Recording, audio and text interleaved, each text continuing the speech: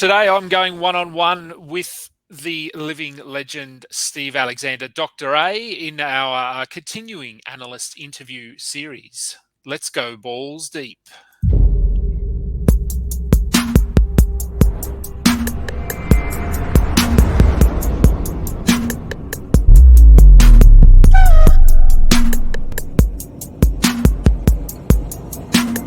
I could bet all of the riches that I ever had.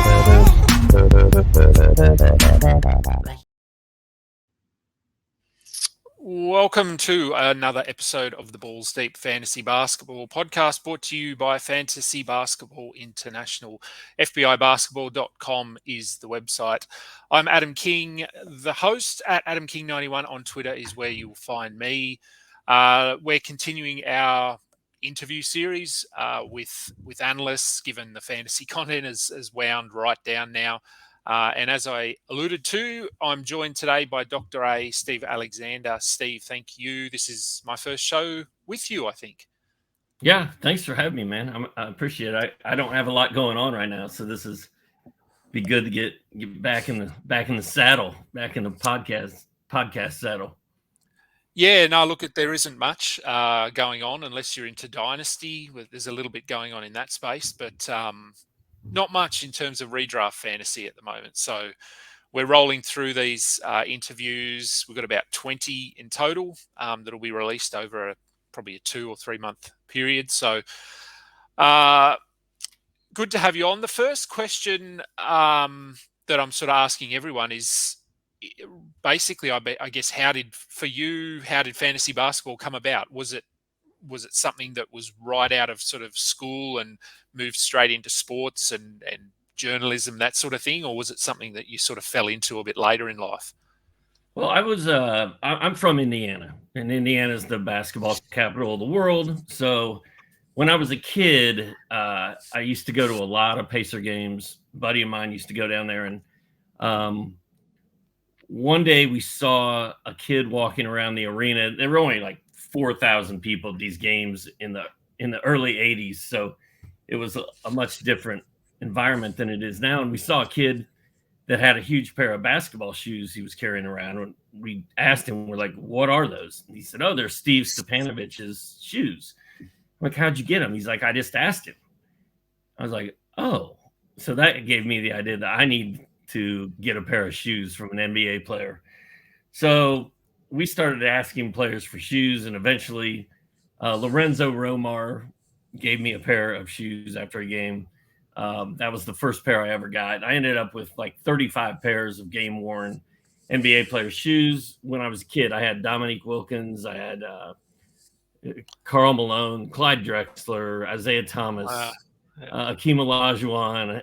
I had some Daryl Dawkins, Mark Aguirre, some real Hall of Fame caliber shoe talent under my wing. And, you know, when I was in high school, I'd go to class the next day. I was like, man, I got Karl Malone shoes after the game last night. People were like, who's that? And why are you asking people for their shoes, you weirdo?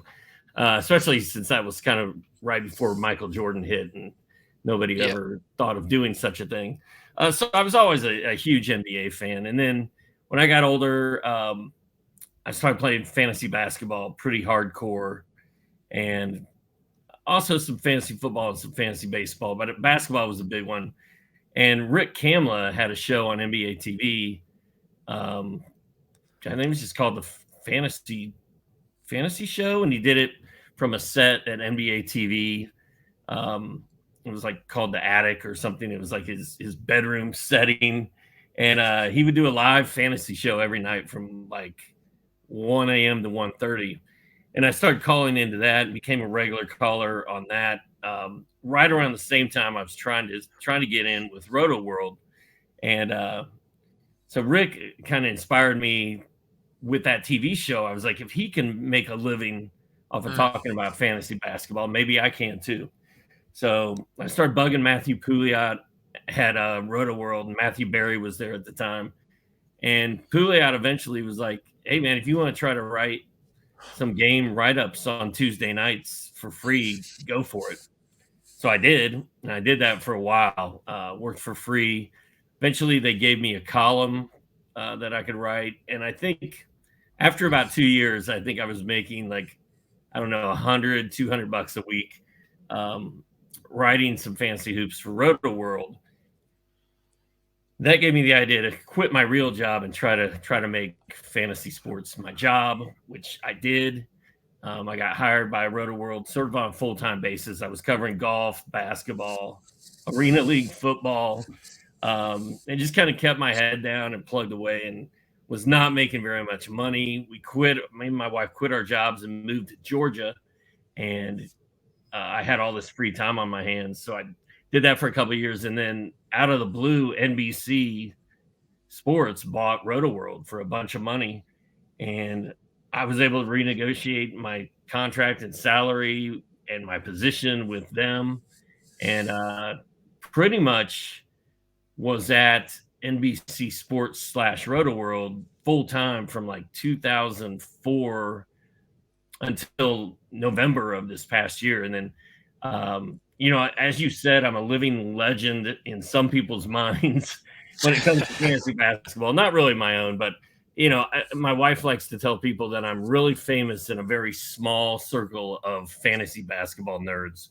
And so we had some massive layoffs at NBC Sports in November. So I've kind of been, trying to fill in the gaps since that happened. Currently working for ESPN, did a bunch of work for RotoWire over the end of the season. But now that the summertime is basically here and all we've got left is NBA playoffs, just kind of in neutral, kind of figuring out what my next step is until draft season gets here this fall. Yeah, there isn't a lot to do now. It's obviously most people would obviously remember you from Rotoworld and NBC. That's where I sort of got into fantasy. I don't know, 10, 12 years ago, but had been an NBA fan since the late 80s, I would say, early 90s, and never got a pair of shoes. So that's, yeah. And so I guess they're worn, but having had a range of shoes myself that I've played in over the 30 years that I've played, they do tend to wear down and disintegrate a bit. So the shoes that you got from sort of the 80s from those players, Karl Malone and Hakeem, have you still got them, or are they still together in one piece? I have all of them. Karl Malone's, the ones that were made out of like nylon parts. Yeah, those are the ones that are sort of disintegrating. And like Karl Malone's shoes that I got from him his rookie season, he didn't have a shoe contract. He actually left them for me in the hotel lobby behind the desk, and I had to go pick them up the next day. But they were all signed to Steve, and they were Hakeem Olajuwon, the Atomic Dreams is what those shoes were. Those are not in the greatest shape, but like here's Dominique's, okay, and it's the Converse. Pretty good. Yeah. Converse All Star. It says Dominique on the side of it. He signed it. I've got the other one here somewhere, but the leather Converse type ones held up really well, and they're still good to go. But some of the nylon ones, like Isaiah Thomas's, and I haven't really taken as good a care of them as I should. In my Indianapolis house, I had a shelf built up high around my pool table room in my basement. I had them all displayed there, and they looked really good up there, and they were taken care of. But then when we moved to Georgia, they all kind of got thrown into a box and a bag, a couple boxes and a couple bags, and they sat there for a long time in a closet. So I just recently have gotten them back out, and they're all still salvageable. Like you can tell whose they are, and 3/4 of them are in good shape. I'm sure the collection is worth a ton of money, but you got to find the right person that would want to buy it. You got to find someone to, validate that they're real without charging you more than they're worth, which is hard to do. So, and I always told the players when they gave them to me, I'm like, I'll never sell these. I'm going to hang on to them for the rest of my life. And I've sort of done that. But, on top of the shoes, I've got a nice little museum in my office here. I've got Sports Illustrated's covers signed by Michael Jordan, Dr. J, Magic Johnson, Larry Bird, and all that. Some Tiger Woods stuff, some jerseys. I've got a nice little museum in my attic here. Yeah, nice. Gee, one of the benefits of living over there, God. And I guess, as you said, like today, there's so many people in the arena when you go to a game that the chances of being able to just go and ask a player for his shoes are pretty limited. Well, you can't even talk to players today. No. Like it's very like it's so different now. Like then I would just sit at the hotel and wait for them to come off the elevator, and there were like 3 of us there, and we would all be able to talk to Magic Johnson and Larry Bird and Dominique and whoever, and it was no big deal. And then to get the shoes after the game, we just waited outside the locker room, and they would walk right out to us and hand us the shoes. Like it was very weird. There was no security back then. No, much simpler. And now you can't even get close. Like try to get close to Trae Young or Luka, you just can't do it. Yeah. So obviously fantasy has taken up a lot of space in your life for the last 20, 30 years. Your kids are older now, so a little bit different. A lot of the analysts I've had on have got 4-year-olds, 6-year-olds, so their life and outside their work time is taken up with kids and that sort of thing. For you, I know that you love golf, and living where you live, you're close to where the Masters are played, I'm assuming. Yeah, I went to the Masters last year in 2022. Yeah, I went to a Wednesday practice round, so that was my first trip to Augusta, which was rain shortened and the weather wasn't great, but it was still awesome just to be there and get to see it. My neighbor had a ticket and I got to go for free, so that was pretty cool. And then I know people who have tickets, so I'll get to go again at some point, I assume. Which if I didn't live in Georgia, that would not be the case. So that's kind of cool. And you're right, I do play a lot of golf. You'd think I'd be getting better at it by now, but I play a lot of golf. I played a big tournament, a Masters type of tournament at the club I play at on Saturday, and me and my buddy, we finished 4th in that, so that was fun. But I like to play golf. Yeah, and is that something that's been sort of a passion that's come about later in life, or something that's been there forever, like since you were young? Yeah, I learned how to play when I was a kid from my dad, and I played on my high school golf team when that was the most nerd thing you could do. So I was collecting shoes and playing golf when golf was not cool. And, then Tiger came along and changed everything. But I also played my freshman year at college, small school in Indiana called Hanover College. But even the small schools today, their golf teams are really good. And these guys that play on these golf teams, like spend their whole life preparing to do that. And we were more just going out and goofing around and playing golf. But it's all a business now, and it really wasn't like that back then. No, golf is, I feel, I mean, it's something that I love playing. I just don't get the time to play it that I would like at the moment, but it is something that after having my knee reconstruction and being, having my wife tell me that basketball is now not an option for me because she doesn't want me to do it again, golf is probably the path that I'll be heading down, although I'm sure nowhere near as good as you. If you're getting 4th in any tournament, that's going to be a lot better than I am at golf. Well, the thing that happened to me is I was playing a lot, and in the mid 90s I got really good, but in the mid 90s is when we sort of started having kids. Yeah. So we had the first kid. It was no big deal. I could still go play as much as I wanted, and I was winning tournaments and getting hole-in-ones, and I think my handicap was like a 7.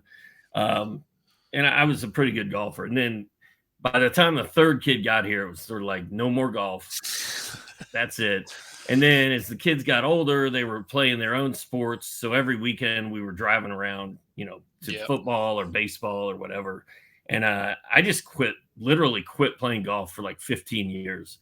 And then my son decided he was done playing baseball because he wasn't as big as the other kids were, and he was starting to get scared of these guys throwing 90 miles an hour at his head. And he's like, I'm done. I'm retiring from sports. And when he did that a couple of years ago, that's really right around the time of COVID, is really when I started playing golf again. So I'm sort of relearning how to play. My body is way different than it was when I was playing before. I'm way fatter. I'm way older. And so it's been a struggle just to relearn how to play the game. So my advice would be, if you do play golf, don't quit for 15 or 20 years and then try to pick it up again, because you'll lose it all. Yeah, I think that's sort of where I am now. I need to, if I leave it much longer, then it's going to be really hard. So golf is big. You mentioned to me that you host some trivia, so that's obviously something else that you enjoy doing. Much the same, I host trivia nights here from time to time. I get asked through work and through friends to host trivia nights. Any other? So I guess, I mean, you've said golf, you've said basketball. Any other sports that really are of particular interest, or are you just an all sports kind of anything on TV, anything I can watch? When I was a kid, I would say baseball and basketball were probably my two favorites. And then, in the early, when the NFL got big, I became a huge NFL fan.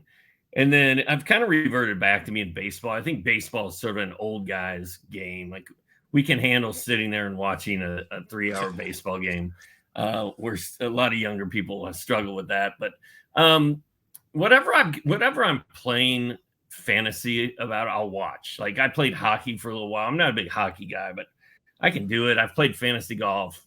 I always have a football, baseball, and basketball team. Well, I have tons of basketball teams, but I've always got a couple baseballs and a couple footballs. So those are the big ones. I'll sit and watch golf, especially the majors, and if it's something I care about. But I also don't need to be in front of the TV watching sports as much as I used to be either. I've been doing this so long that, that Hawks game when they were down 30 at halftime the other day, I live close to where the Hawks play, and I would call myself a Hawks fan, but I had other things going on. I had it on. It was on in the background of the, where I was hanging out, and I was like, oh, good, they're down 30. That's great.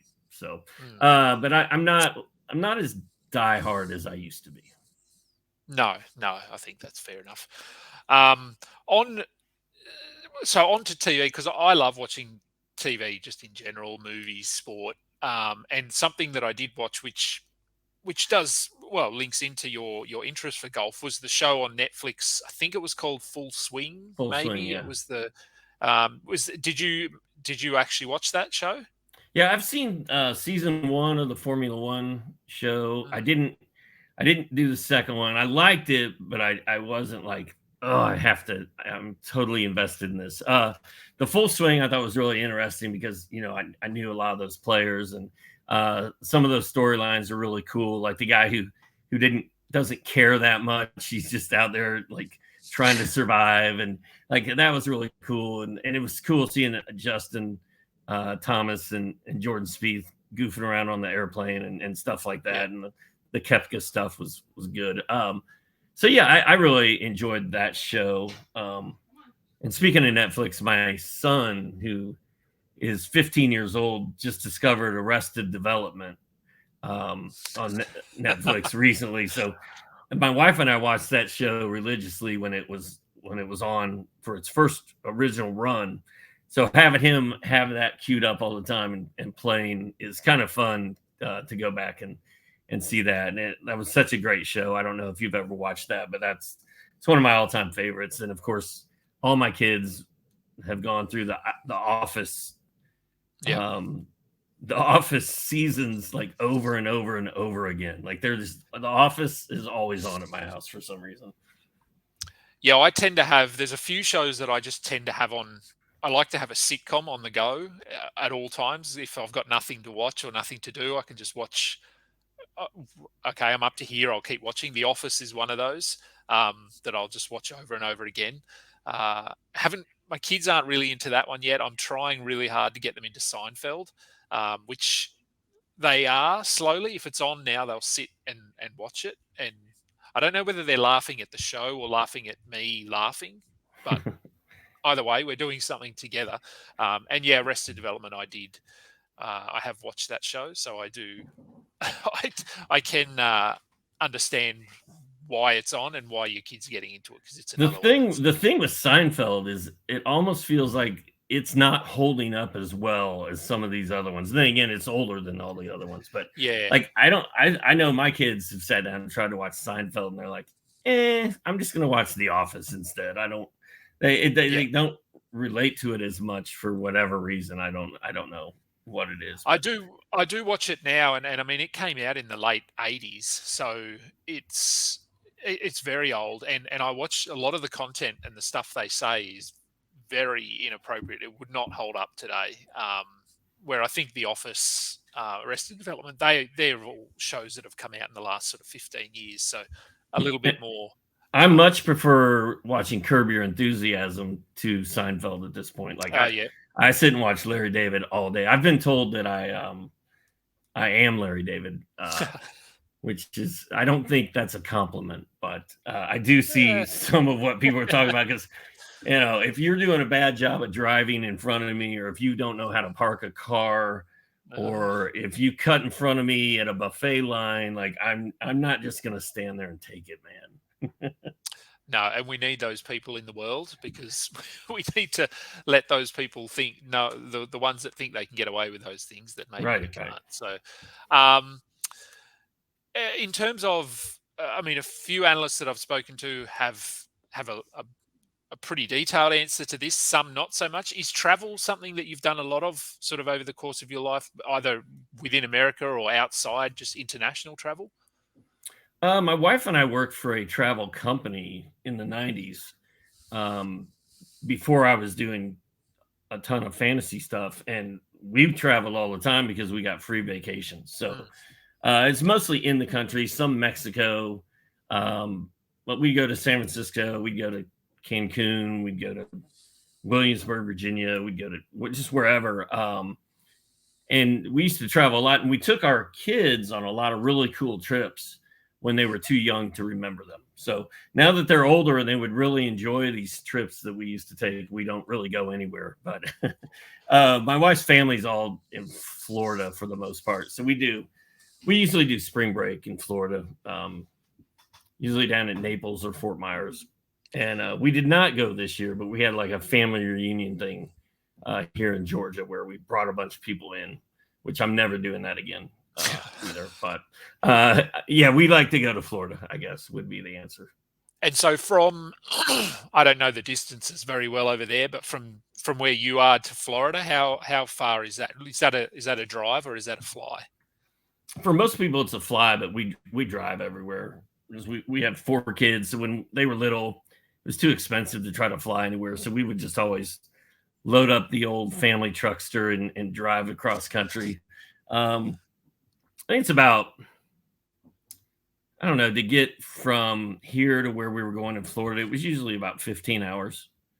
Okay. And I can get in the car and drive. Like I would just always drive straight through. This is kind of funny. When I worked for NBC, they were owned by Universal, and I would get free tickets to the Universal theme park every year. Did 4 tickets for one day. And my wife was always like, we're not letting those go to waste. We're going. So we would leave here, like we'd go to my kids' basketball game on Saturday at 11 a.m., get in the car at noon and drive straight to Orlando, go to bed in a hotel in Orlando, and then get up in the morning at the crack of dawn and hit as many parks and as many rides and as many everything as we could until like 10 o'clock at night. Then we get back in the car and drive right back home. It was like a, 8 to 10 hour drive of just insanity.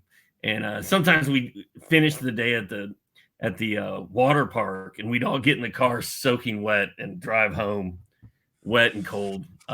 We were pretty crazy, but it was fun. Well, you got to use the ticket. Free tickets, you got to use them. So no, those tickets they were not going to waste. I'll tell you that. No. So the final question, which is, I don't know, you may have some thoughts, you may not, but looking ahead to next season, which is still a while away, and we don't even know the draft order yet, but Victor Wembanyama is obviously a player that's causing a lot of discussion or a hot topic in fantasy circles. For you, this is a sort of a two-part question. If you were drafting, if you had to think ahead now to next season, the first part is, where would you be comfortable taking him in a draft? Second part is, where do you think his ADP will sort of fall? So based on the hype and based on what people are saying and past players, where do you think he ends up going in most drafts? Yeah, well, the hype's been going for a year now. So, I mean, it is possibly the most hyped rookie that we've ever seen, even more so than LeBron James was. And I didn't know that was possible. And I've been on the Victor Wembanyama train for a long time. I mean, I watched the highlights. Once I started hearing about him, I started checking him out. Like, this kid's real. He's kind of skinny, makes me nervous, but he's real. And one of my dynasty leagues I was in, I had Chet Holmgren, and I did the full tank for Wemby, and I don't think I was successful. I think I finished second or third to last. I think Kamla actually finished worse than I did, and he's gonna get Victor Wembanyama. So kind of bummed out about that. But I think I was writing about Wembanyama at RotoWire, a couple weeks ago, and I think I said he's probably going to go no later than round 3, I'm thinking, in most leagues. And even though I'm a guy that doesn't draft rookies in fantasy early, usually, I might take him at the end of the second half of round 2. I just want to have him on one of my teams. And that's kind of been my Luka thing, is I just want Luka on my team. I don't really care where I have to draft him at. And I think I may be sort of that way with Wembanyama, although I think most people are going to be that way with him. So it's a different animal, because not everybody felt like they needed to have Luka on their team from the get-go. And some people still hate his free throw percentage and turnovers. So, oh, they do, yeah. Look, I know Alex Reclean and I have both put out our ranks already for next season, because we've got nothing better to do. And I think we've both got Luka in the top 3 for next season. So I know for me, the free throw, the turnovers I don't care about. And the free throws, as frustrating as they are, we've seen improvement, and he can be an 80, 82, 83% shooter. He just has those random games where he goes 6 of 11 for no real reason. Whether he's just tired, I don't know. Wembanyama, I think I had him in my ranks in the mid-30s, so sort of towards the end of the 3rd round. But much like you, I mean, the hype is real there. So I think he's going to be going 2nd round in a lot of drafts. And I also, like you, I want him on our team somewhere. So I will probably reach into that 2nd round to get him in at least one league, because I just think he's going to be really fun. Well, and I think the question comes down to, are there going to be guys reaching into, they got the 10th, 11th, or 12th pick. Yeah. And they're like, well, I mean, are they going to take him there? And if not there, they're going to take him at on the turn on the way back in early round 2. So I think where we think he should go and where he's actually going to go are probably going to be 2 different things, because I think there's going to be one guy in almost every league that doesn't really care. And it's just like, I don't care. I'm getting him on my team, and I'll take him at the end of the 1st round. So I don't think I would use a 1st round pick on Wembanyama, but who knows, man? If he plays summer league and he plays preseason and things are going as we think they might be, anything's possible. I mean, I don't know. Yeah, no, I agree. I do think in a lot of leagues he will go in the 1st round, as you said, on the back end there, because if you can get him at pick 11 and then pair him up with sort of a surefire player, someone who's sort of locked in to play 65, 70 games, and you know what they're going to do, then why not take a chance? And I think it'll also make a difference as to where he ends up. Like which team is he on? Do you have a preference? Like in terms of like fantasy reality, is there a team that you would prefer to see him on? Not really. I mean, I'd like to see him in Indiana or Dallas for selfish reasons, because those are my other two teams besides the Hawks. But I mean, odds are it's going to be Charlotte, Houston, or San Antonio, just because that's what the odds are, or Detroit, I guess. Probably be one of those four, but we've seen the lottery not really do what it's supposed to do in the past, and somebody might get lucky and get Wembanyama, later than that, which would be very interesting as well. I mean, not later than that, but somebody who shouldn't get the number one pick could get the number one pick. Yeah. No, I'm excited to see where he goes, and I mean, I think he's going to be good no matter where he goes. So, that dynasty league you were referring to is the Dynasty 30 league that that Matt Lawson set up, and you're right. Rick Kamler got finished 30th. You finished 28th. So. I was 30th for like the first half of the year, and then I don't know if Cam will stop setting his lineup altogether. I need to research. I need to look into that. We might have to have an inquiry to see if that was legal or not. But no, I'm just kidding. Yeah, I'm looking at his. Yeah, I mean, I can't see what he did for the season. I mean, he hasn't got any players there that. Well, he's got Carmelo Anthony on his squad for some reason. Every time I looked at his lineup, I was hoping to see a bunch of guys that weren't even in the league. But he was playing guys that were playing a little bit. So I think he had worse bad players than I did somehow. Yeah, no, it was my first ever Dynasty League, so it was certainly a learning curve for me. And so now I don't even get Scooter because I get the third pick. So whatever. Yeah, I mean, I'm not sure exactly how the lottery works in that league, but I have a feeling it mirrors the actual NBA draft.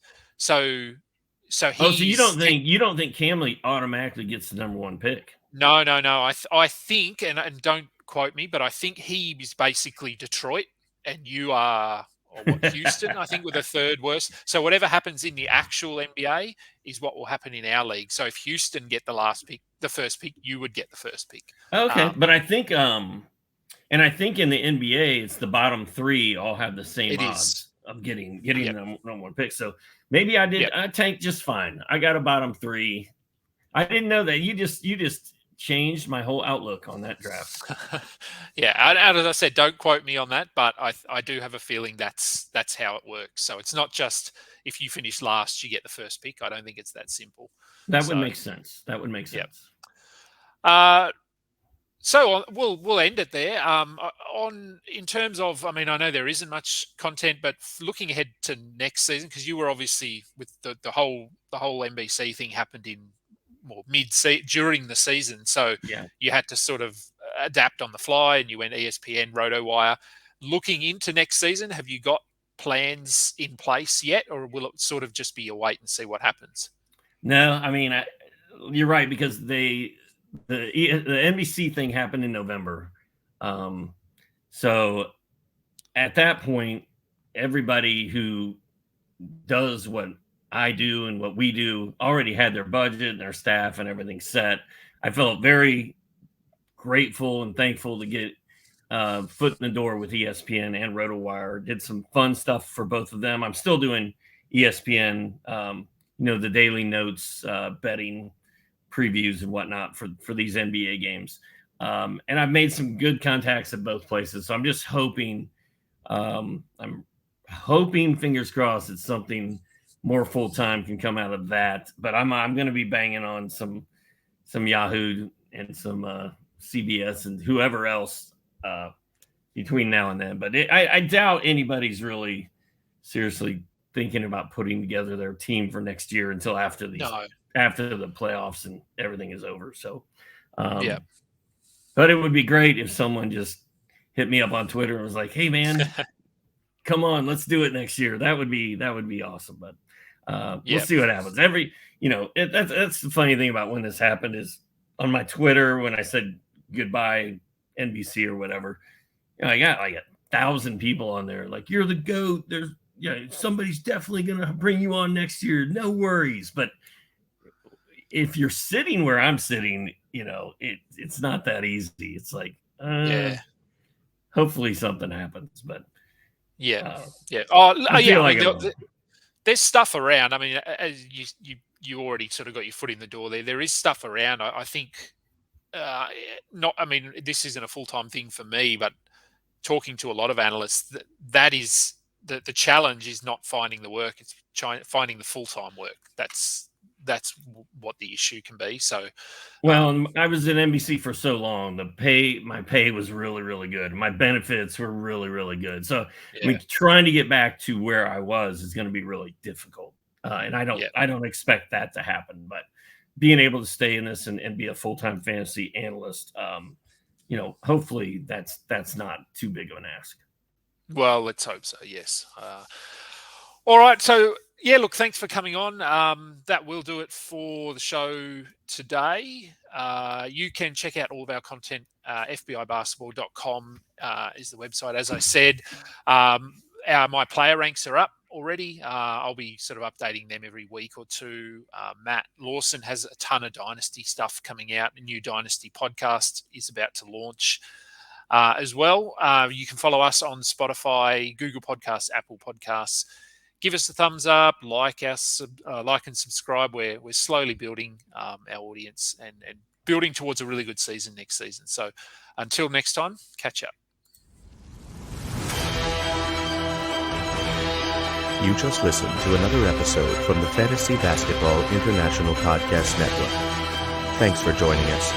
And for more information about joining our community, please check out our website at fbibasketball.com.